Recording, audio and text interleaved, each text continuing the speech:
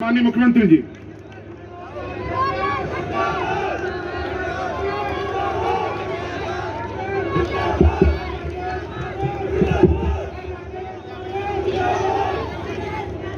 क्रांतिकारियों का यह गांव, आपका जो जज्बा है, जज्बात हैं, उसकी हाजिरी कितनी है जरा पता लगेगी। भारत माता के। ये आवाज तो आपकी ओल्ड फरीदाबाद भी नहीं गई। भारत माता के, भारत माता के। क्रांतियों के जनक, क्रांतिकारी जितने यहाँ हुए, गांव गांव की उन शख्सियतों को मैं नमन करता हूं, अपनी ओर से श्रद्धांजलि देता हूं। मंच पर विराजमान हमारे केंद्रीय राज्य मंत्री और यहाँ के सांसद मान्यवर श्री कृष्णपाल जी गुर्जर, कैबिनेट मंत्री हरियाणा सरकार श्री मूलचंद जी शर्मा, हमारे यहाँ के तिगांव के विधायक, बहुत ही जोरदार, मेहनती और एक संघर्ष करने वाले भाई राजेश नागर जी, पटौदी से हमारे विधायक और पार्टी के जिला प्रभारी श्री सत्यप्रकाश रावता जी, जिला अध्यक्ष पार्टी के श्री गोपाल शर्मा जी, विधायक बहन श्रीमती सीमा त्रिखा जी, विधायक श्री नरेंद्र गुप्ता जी, विधायक श्री नयनपाल रावत जी, विधायक श्री प्रवीण डागर जी, विधायक श्री सुभाष सुधा जी, श्री अजय गौड़ जी, श्रीमती नीरा तोमर जी, श्री संदीप जोशी जी, बहुत लंबी लिस्ट है। मंच पर बैठे हुए सभी हमारे, और जो सामने इतना बड़ा मंच है उधर बैठे, और जनता जनार्दन में बैठे हुए सभी हमारे सज्जन वृंद, बुजुर्गों, नौजवान साथियों, माताओं, बहनों, पत्रकार, छायाकार मित्रों, हमको मालूम है कि पिछले 2 वर्ष बहुत ही संकट के निकले हैं। कोरोना यानी कोविड-19 जिसको हमने कहा, 2020 के मार्च में शुरू हुआ और आज मार्च 2022 है। बहुत ही दर्दनाक ये साल थे।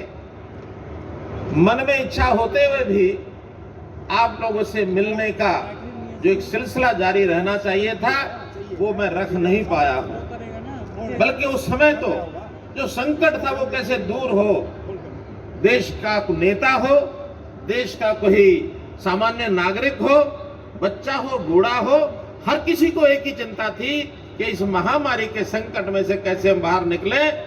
और मैं धन्यवाद देता हूं अपने देश के माननीय प्रधानमंत्री जी का, जिन्होंने इस कोविड की महामारी से निकालने के लिए बहुत से इंतजाम किए, वैज्ञानिकों को प्रोत्साहन किया, दवाइयां बनी, कोविड को किस प्रकार से भगाना है इसके लिए उन्होंने जो उत्साह, मनोबल, जन जागरण जिस प्रकार का किया, बहुत ही काबिले तारीफ है। और मैं धन्यवादी हूं उनका कि उनके प्रयत्नों से हम कोविड जैसी महामारी में से बाहर निकल आए हैं। प्रभु से प्रार्थना करता हूं कि दोबारा से इस संकट में ना डालें हमको।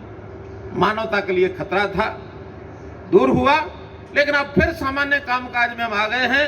सभी प्रतिबंध जो कोविड के थे वो सारे समाप्त हो गए हैं। और आज उसके बाद हरियाणा में दोबारा से जो रैलियों का सिलसिला मैंने शुरू किया है, सबसे पहली रैली ये तिगांव में आपके बीच में आकर के मैं कर रहा हूं।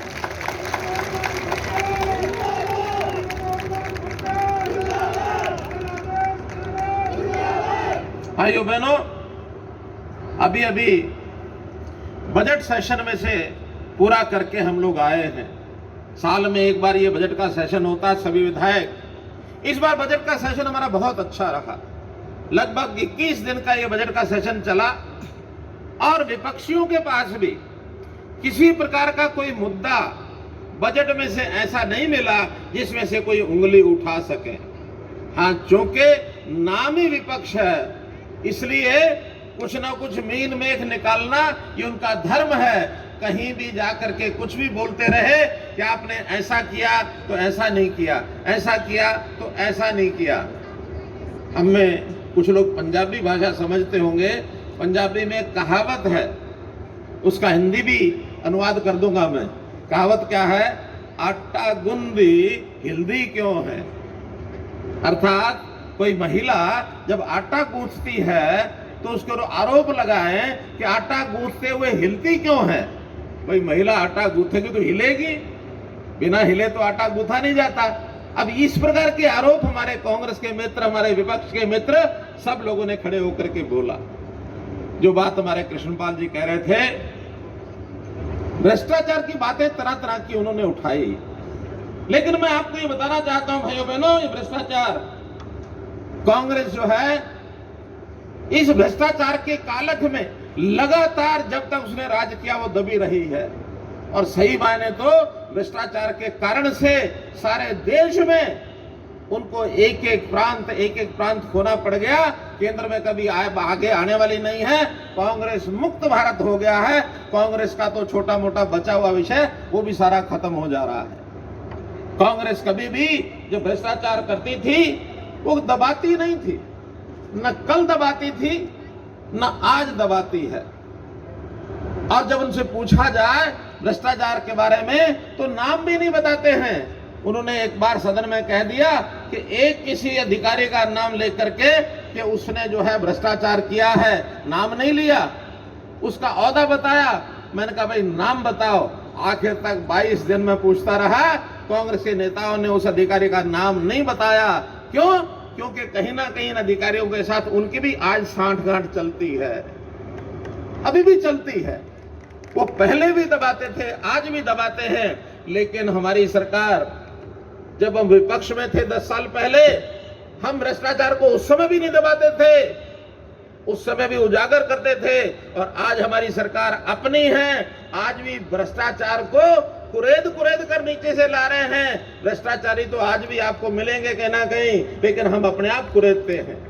हमारी वो आदत नहीं है कि गंदगी दिखे तो उसको दरी के नीचे धका दो, दरी ढक जाए कि गंदगी थी नहीं जैसे। नहीं, गंदगी को निकालना पड़ेगा। और ये भ्रष्टाचार अगर आज हमारे समय में भी कोई अधिकारी, कोई कर्मचारी, कोई नेता यदि करेगा तो उसको बख्शने वाले नहीं हैं, हम बख्शने वाले नहीं।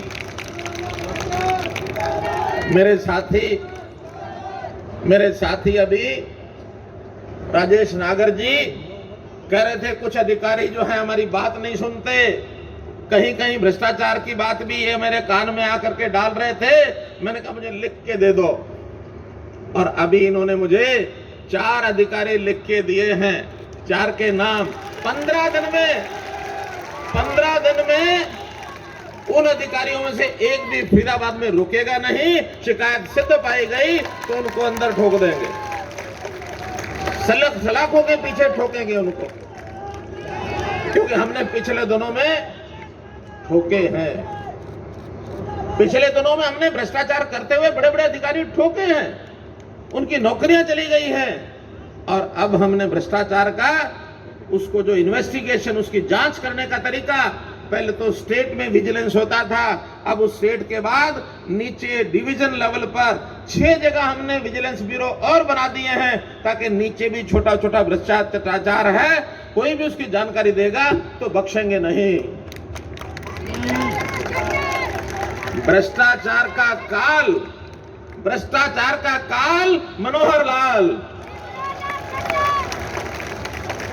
ये भ्रष्टाचार को जड़ से उखाड़ना, ये हम पहले दिन से जब आए थे, 0 टॉलरेंस फॉर करप्शन, ये बात कह के आए थे, आपसे वादा करके आए थे। अभी फिर उस वादे को दोहरा रहे हैं कि कहीं भी कोई भ्रष्टाचारी मिले तो आप लोगों को केवल मात्र जो सूचना होती है वो देनी है। सूचना किस प्रकार से आप पहुंचाते हैं हमारे पास, ये आपको देखना है, बाकी हम देखेंगे। हम सत्ता में आए हैं कांग्रेस की तरह नहीं, सत्ता को भोगना, सत्ता को सुख का कारण बनाना, ऐसा नहीं। मोदी जी ने कहा मोदी प्रधानमंत्री नहीं है, मोदी प्रधान सेवक है। हमारा हर नेता वो आपका सेवक है। हम सत्ता को सेवा का साधन बनाएंगे और ये आज तक कभी देश में किसी ने होने नहीं दिया। तो इस सत्ता को सेवा का भाग बना करके हम चल रहे हैं। हमने अपने बजट में भी अगर सबसे ज्यादा चर्चा की तो एक शब्द बार बार आपको अखबारों में पढ़ने को मिला होगा या टीवी में सुनने को मिला होगा, वो शब्द था अंत्योदय। नया शब्द है अंत्योदय। हम जानबूझ के लाए हैं इस शब्द को, क्योंकि कभी कोई समय था जितने नए शब्द आते थे पहले उस समय इस्तेमाल नहीं होता था, धीरे धीरे सीख जाते थे। इस शब्द का अर्थ क्या है? अंत्योदय, अंतिम का उदय। आखिरी जो आदमी है लाइन में, जो सबसे कमजोर है आमदन में, रोजगार में, उसके सिर पर छत नहीं है, घर में गरीबी है, सबसे पहले उसकी चिंता करेंगे और उसको ऊपर उठा करके उसका साधन कैसे उसके बढ़ जाए और कैसे अपने परिवार का गुजारा कर ले। राजनीतिक ये कहते हैं कि हम जो है नीचे तक की चिंता करेंगे, आखिरी व्यक्ति तक पहुंचेंगे। ये एक लाइन होती है, हमने मित्रों वो लाइन बदल दी है। हमने कहा कि आखिर तक पहुंचेंगे नहीं, हम आखिर से शुरू करेंगे और शुरू करते करते ऊपर आ जाएंगे। आज हमने हर परिवार का डाटा, व्यवस्थाएं बदली हैं, परिवार पहचान पत्र हमने बनाए हैं, सबको बन गए होंगे, मिल गए होंगे, और हर एक परिवार में कितने सदस्य हैं, कौन क्या करता है, पढ़ाई करता है, काम करता है, बेरोजगार है या कोई बुजुर्ग हो गया है, कोई कर्मचारी है, कोई पेंशनधारी है, सबकी जानकारियां, और परिवार की कुल आय कितनी है। जो परिवार के ऐसे आय हमको जिनकी जांच हो गई है 1 लाख रुपया साल से कम है, हमने उनको बुला करके मेले लगाए हैं। मेले लगा करके सरकारी योजनाएं, लगभग 55 योजनाएं ऐसी हैं जो लोग काम करें तो अपने रोजगार को आगे बढ़ा सकते हैं। कहीं उनको सीखने के लिए स्किलिंग के कोर्स हमने कहे हैं, कोई काम सीख लो ताकि वो काम करना आ जाए आपको। उसमें से बैंक से लोन लेना, लोन लेके देंगे, सरकार की सब्सिडी है वो देंगे, सरकार की ग्रांट है वो देंगे, लेकिन आपकी आय 1 लाख से ऊपर होकर के कम से कम 2 लाख रुपया साल की हो जाए तो घर में 2 समय की रोटी ठीक बन जाएगी।